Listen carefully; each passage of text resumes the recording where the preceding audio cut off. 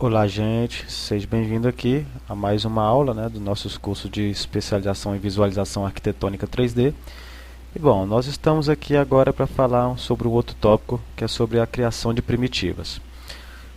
Antes de falar sobre isso, sobre a criação de primitivos, eu gostaria de salientar, né, de falar sobre até algo que eu já tinha mostrado antes, falado, que é sobre os tipos de modelagem que nós temos. Normalmente nós usamos duas técnicas na modelagem, que é a técnica box modeling e a técnica poly by poly, tá? A técnica box modeling, desculpe, ela vem do que? Ela vem da criação a partir de uma primitiva e você vai moldando essa primitiva até ela chegar naquele objeto referente que você deseja fazer, tá?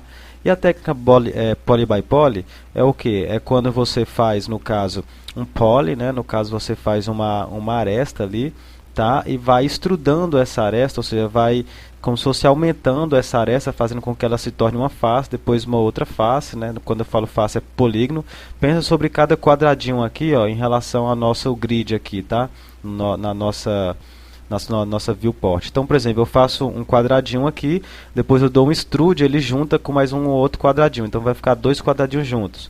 Aí outro, e vai juntando até dar a forma. Então isso a gente vai usar muito quando a gente estiver começando a trabalhar, tá, no nosso levantamento de parede, tá? A gente vai extrudando aqui a linha da parede, tá? E depois é só dar um extrude para cima, tá? Para ele subir a parede em si, tá? Essa técnica é poly by poly.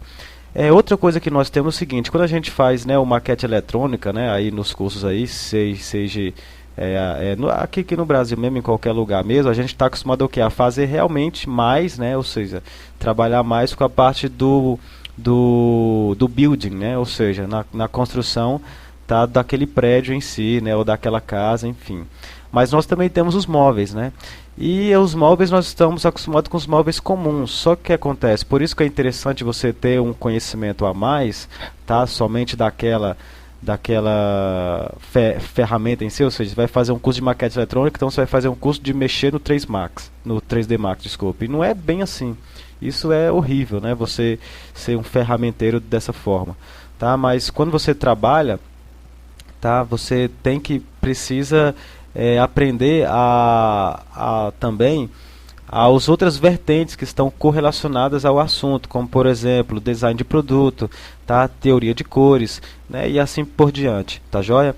Então, por exemplo, o design de produto não é somente aqueles móveis que a gente está acostumado, tá? Aquelas utensílios de casa, tá joia? Mas hoje está cada vez mais trabalhado para conseguir ganhar atenção do comprador. Então, por exemplo, eu trouxe alguns exemplos, eu peguei alguns exemplos aqui para mostrar para vocês, tá, de design de produto. Olha só que interessante, por exemplo, essa cadeira, tá?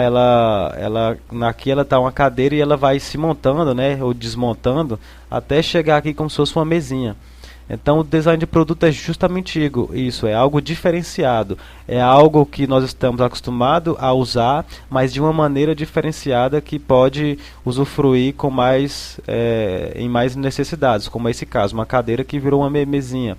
Tá? Olha só que interessante essas mesas aqui mais artesanais, tá? Cadeiras aqui de madeira, como se fosse de frente de lado, aqui como se fossem umas gavetas, como se fosse um cubo, né? Então, assim, isso é o design de produto, é você diferenciar, tá, os seus móveis em si. É lógico que é bom a gente ter, né, muitas imagens de referência daquilo que a gente quer modelar, daquilo que a gente quer fazer, como por exemplo essa poltrona aqui, que bonita, tá? Essa outra aqui, tá bom? Então, esse caso aqui, ó, a gente trabalha tudo com a técnica box modeling, tá? Que é o que? Usando uma primitiva e a partir dessa primitiva, tá? A gente vai dando forma àquele objeto, tá bom? E olha essa cadeira que diferente, né? Então eu peguei essas aqui apenas para mostrar para vocês mesmo, né? O que é que a gente pode fazer com essa box modeling, né? Com as nossas primitivas, que a gente vai tudo começar a parte de criação de primitivas, tá? E aqui no Max, para trabalhar com isso é simples, né? Nós vamos aqui no nosso painel de comando, tá?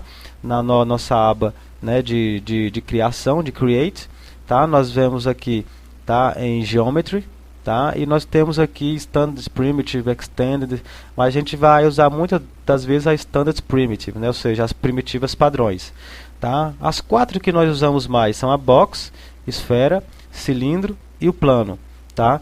Então aqui, por exemplo, e nós aqui também temos, tá, né, nessa parte de shapes aqui, nós usaremos também a spline muito aqui, tá bom? Que nós podemos criar outros tipos aqui, tá? Então, por exemplo, então vamos aqui fazer um box. Como é que é feito o trabalho aqui? Nós apertamos com o botão esquerdo do mouse e vamos dizer qual que é o tamanho desse box e largura, tá? Soltamos o botão esquerdo, ele vai dizer a altura, tá bom? Olha só, tá? Tá aí. Criei, né, o meu box aqui, tá joia? E agora aqui a gente pode delinear, tá, os parâmetros desse objeto que nós fizemos. Nós podemos aqui aumentar e diminuir, tá? O comprimento dele aqui, né, a largura aqui, tá? Mudar e a altura dele aqui é em Z, tá bom? Aqui nós podemos começar a trabalhar com as divisões desse objeto. Por exemplo, quando a gente vai estar trabalhando, tá, com... Não está mostrando aqui na minha viewport as divisões, é justamente porque eu não estou na minha viewport de perspectiva, né, que eu tenho que colocar aqui o Edge Faces, agora sim. Né, ou seja, eu estou aumentando e diminuindo essas divisões. A gente tem que ter cuidado, tá, só para não exagerar nessas divisões aqui iniciais, tá? Mas a gente faz essas divisões justamente para facilitar a nossa modelagem inicial com a técnica Box Modeling, tá bom? Então a gente tem que ter o cuidado aí quando a gente fizer o nosso objeto. Depois que a gente, né, colocou o tamanho certo, as divisões, não se esqueça, né, de colocar o nome, tá? Mudar o nome dele, tá? Porque a gente precisa, né, para a gente encontrar esse objeto, por exemplo, aqui, se a gente for na seleção, né, pelo nome, tá joia? Tá aqui, ó, caixa, tá?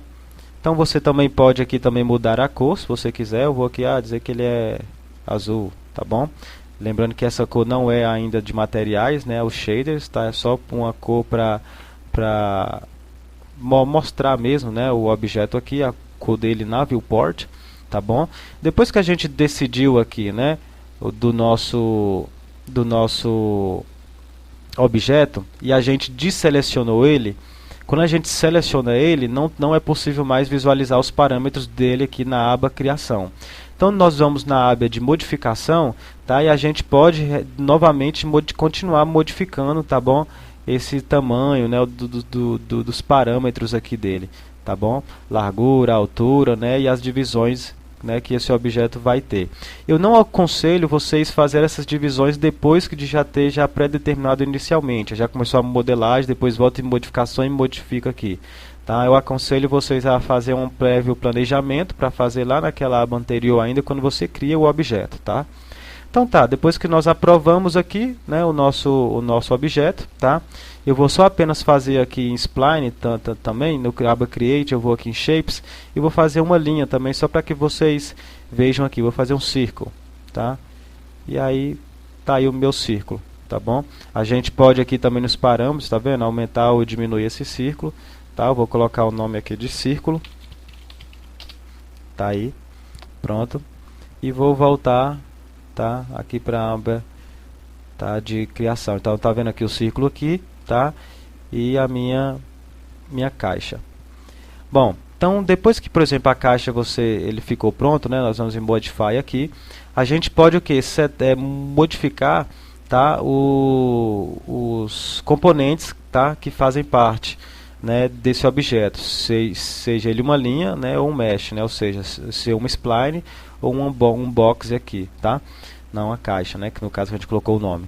Então, como é que a gente faz isso? Temos duas maneiras. Uma é apertando o botão direito do mouse, tá? Indo aqui em Convert To e em Convert Edit Poly, tá bom? Lembra quando eu falei que o Max para mim é o mais chato, porque ele vai acumulando coisa que não é muito necessária. Por exemplo, Editable Mesh, ele era usado até então um tempo atrás, só que aí veio o Edit Poly, que é melhor, tá? E a gente usa agora sempre o Convert To para Edit Poly, tá bom? E ainda tem esses dois aqui de NURBS, é como se fosse curvas, tá? Que hoje em dia nunca mais, não vejo ninguém mais trabalhando com isso, tá? Mas o Edit Poly é o principal, Editable, desculpa, Poly é o principal, tá? Então a gente pode aqui criar, tá? Quando a gente aperta com o botão aqui, né, Convert to Editable Poly, tá? Ele vai lá para aquela abinha lá onde a gente pode trabalhar, né, com as nossas vértices, né, com os nossos vértices, com nossos edges, tá bom? E com as nossas faces, né, como eu falei, que são as principais, né? Então a gente pode vir aqui, por exemplo, no vértice, tá aqui, acionar a nossa translação aqui e começar a modelar aí o nosso objeto, tá? Então a gente pode começar a definir o nosso objeto como a gente quer, tá bom? A gente tem outra maneira aqui, tá, de trabalhar, né, com o nosso Editable Poly, né? Seja apertando o botão direito e vem Convert to, né, o Editable Poly. A gente também pode fazer o seguinte: seleciona aqui, por exemplo, vamos pegar aqui a curva, né? Seleciona a curva e vai adicionar um modificador, tá? Que a gente pode ver aqui, ó, Editable Poly, tá? Que é a mesma coisa daquele lá. E aí no caso da curva ele já transformou, né, em um objeto poligonal, né? Aqui no caso ele já estava como objeto poligonal, tá bom? Na aba de criação, e aqui a curva ele transformou em um objeto poligonal, tá joia? Então você vê que aí é simples, né? A gente trabalhar com a modelagem Modeling, tá? Aqui no 3D Max, né? E na nossa criação de primitivas, tá bom? Então é isso aí que eu queria comentar para vocês mesmo, né? Essa criação aí das primitivas, tá? Então a gente se vê então na nossa próxima aula. Um abraço e até lá.